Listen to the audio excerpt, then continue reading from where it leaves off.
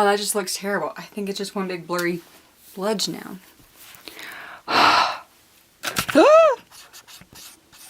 In this crazy summer sweltering heat, we need SPF, and we cannot rely on what our makeup that we may or may not be wearing this time of year claims to have in it. We need to be using real SPF options. And if you have sensitive skin or rosacea, there are definitely sunscreens that are better than others, and I have a few tips on what to look for in your sunscreens. Go away, mustache. Please go away. Here in the Northern Hemisphere, we are in the depths of summer. SPF. This is something that used to never be on my radar. For those of you who are my age and older, you are very familiar with the 80s and 90s, and SPF was not something that we were considering at all.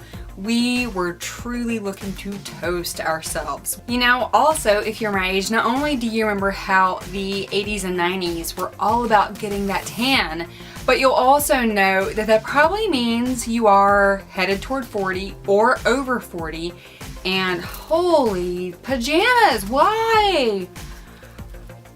Why am I sweating like this in my house? And I get really hot now, which brings me to what I was trying to say, which is if you are, 35, 40, 45, older, then your skin has changed or is changing, and perhaps whatever was working for you before isn't. I'm not looking to damage my aging, dry, sensitive, rosacea-prone skin. Now, I've got a family vacation coming up in a number of weeks, and I'm a little unsure how to balance protecting my skin, particularly on my face, with hanging out in a large body of water all day for a week straight. Back to SPF.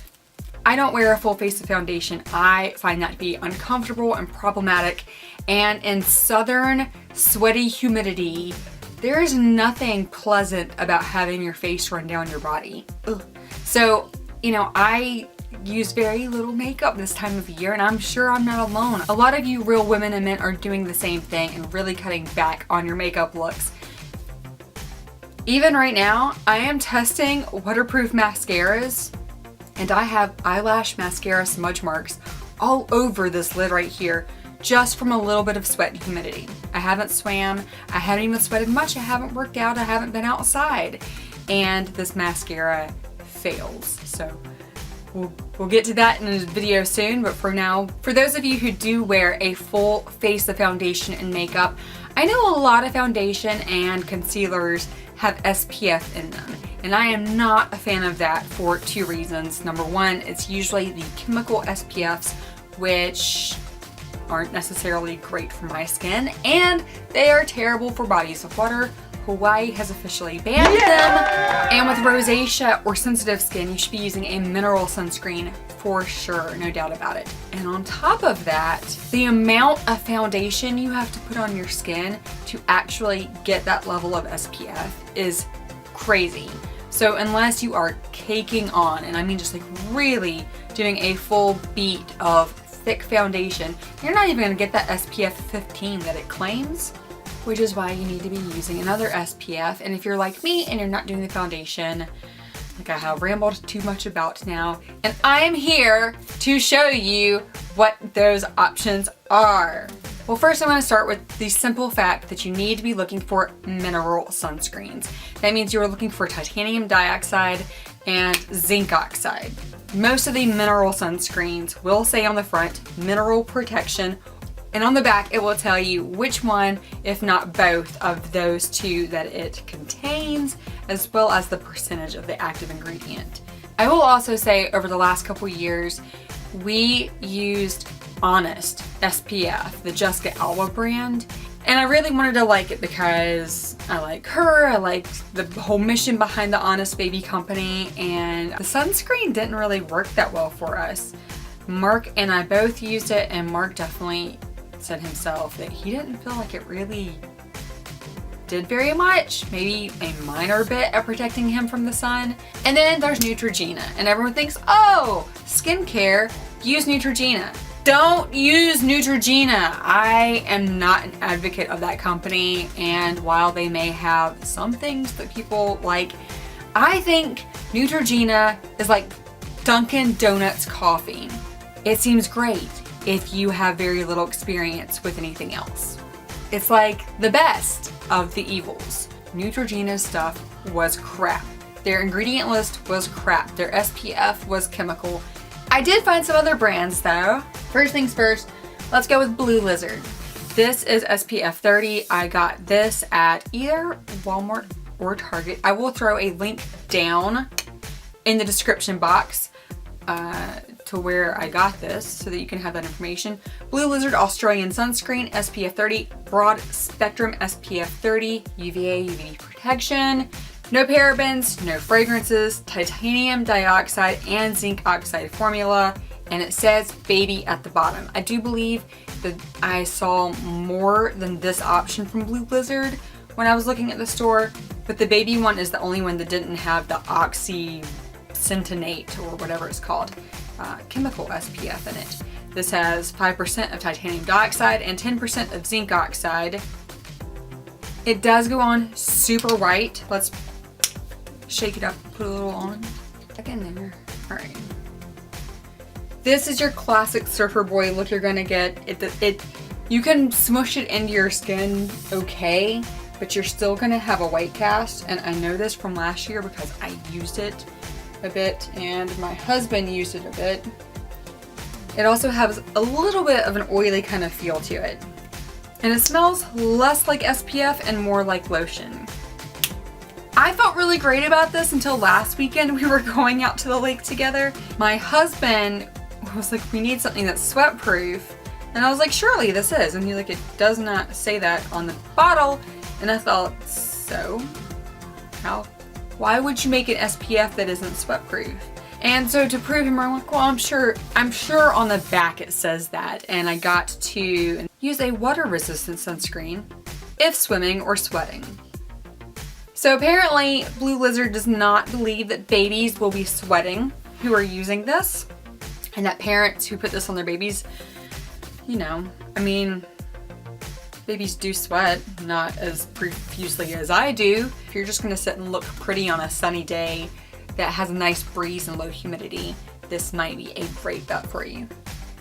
Except for it will make you a little greasy and a little bit white. Now, something that we have used now, I think this is actually 3 years old now. It might be 4 years old. It may be time for me to get rid of this one, but we have liked it, is Alba Botanical Very Emollient Mineral Sunscreen Sport. Water resistant for 80 minutes. So yay, you can sweat, you can swim, and you can reapply. Reef safe. And I love that it says it right here on the front. Reef safe, biodegradable, gluten-free, SPF 45. If you've been a vegan or if you've been a vegetarian, then you're probably pretty familiar with Alba Botanical, but not Botanical, Botanica, Alba Botanica. I have always really liked their mineral sunscreen, and I may go get a replacement for this for my husband for our trip. So no parabens, no phthalates, and no animal testing. Now, here's the thing with it. It is super, you're very stereotypical because it is water resistant.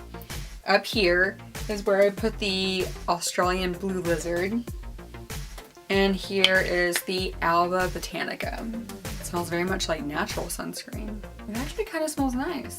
Anyhow, as you see, it really leaves a white cast, and some people aren't into that. And of course, something like that, it stays kind of thick. Sticky isn't the word. It's a very, very, very thick lotion that you can't rub in. Now, Aveeno makes 2 options that I used a lot last year. Sure enough, I had that white cast on my face. That is because I used the Aveeno Baby Continuous Protection Sensitive Skin Face Stick sunscreen. It is broad spectrum SPF 50, sweat and water resistant for 80 minutes also, and it comes in this little roll-up deodorant container, which makes it really easy to just wipe across the face. It very much protects your skin. It has the least offensive smell of all of them. It doesn't move around. It's got not a tackiness to it. It's got a thick feeling, as well as the Aveeno Baby Continuous Protection Sensitive Skin Lotion Zinc Oxide Sunscreen, mineral protection, tear-free, paraben-free, sweat and water resistant for 80 minutes also. This one does have dimethicone in it that may not matter to you. It has a lot of silicone in it. Whoa. As you see, the different ones offer different levels of white cast on me. And to be honest, this year I'm vain. I was hoping to find something that wouldn't make me look quite so Casper-y. If you have been watching skincare and SPF videos, you will know that Ulta MD is highly recommended by everyone, it seems like. This is UV Physical Broad Spectrum SPF 41, which was such an odd number for me. In fact, all of these are like SPF 36 or SPF 41, or I think there's a 42. Anyway, I don't know how they come up with these numbers exactly. I know there's science behind it. I'm not going to be that chemist. But I did choose this one because this is the one that doesn't have the oxygenate options in it. It has zinc oxide 9%, titanium dioxide 7%. It is oil-free with antioxidants, transparent zinc oxide, water resistant for 40 minutes. So this is something good to know. Chemical-free active ingredients. Extra sensitive and post-procedural. Oh my gosh, that word. Extra sensitive and post-procedural. One more try. Extra sensitive and post-procedural skin. Mouth didn't want to do that. It will get its full test in about a month, but meanwhile, I can say, hate to waste it. Each of these options that I've shown here are under $10 each. And again, I will have links to those in the description box. This one was $32. Now, I've seen it online for $30 most of the time on Amazon and Derma, whatever website online.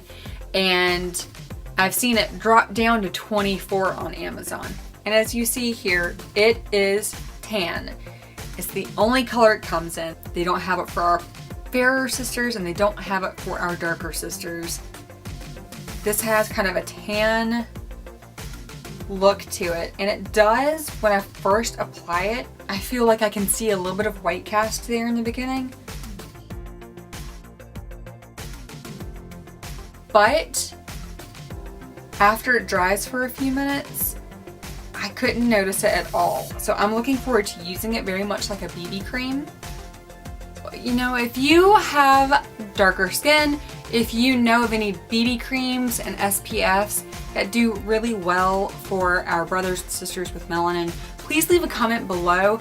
I did a little research and found not many options, which is concerning. Meanwhile, I hope you are looking forward to summer. I hope that you are taking care of your skin, and even more so, I hope that you are staying hydrated and finding ways to laugh and to smile and to feel good about yourself, and that you aren't hiding from summer. I hope that you aren't ashamed of the skin you're in.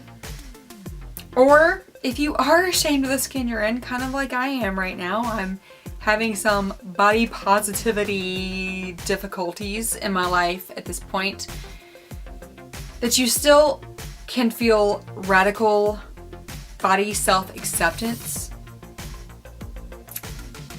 body admiration for your body, for your health, for your ability to swim and play and run and walk and to be in a tank top and to be in shorts, whether or not you are a size 4. or you are a size 24, because you also deserve to enjoy summer, and anybody who's got a comment about that can F off, because their value isn't more than yours. We are all God's children, and we are all loved exactly how we are, even though every single one of us have things we need to work on in our life, whether it's of mind, body, or spirit, or all three.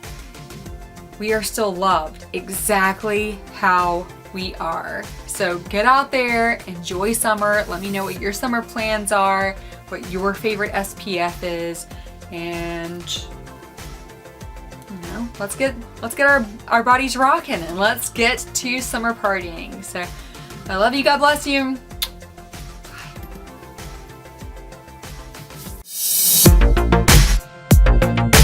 Everybody, rock your body.